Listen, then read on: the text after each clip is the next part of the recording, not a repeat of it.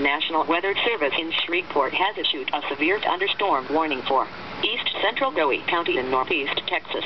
This includes the city of Texarkana, southeastern Little River County in southwest Arkansas, northern Miller County in southwest Arkansas. This includes the city of Texarkana until 9 o'clock p.m. CDT at 8:11 p.m.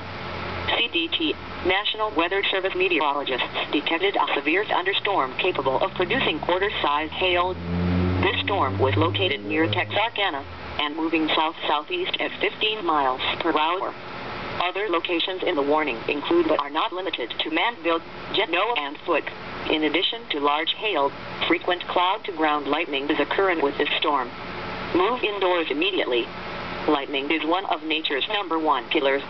Remember, if you can hear thunder, you are close enough to be struck by lightning.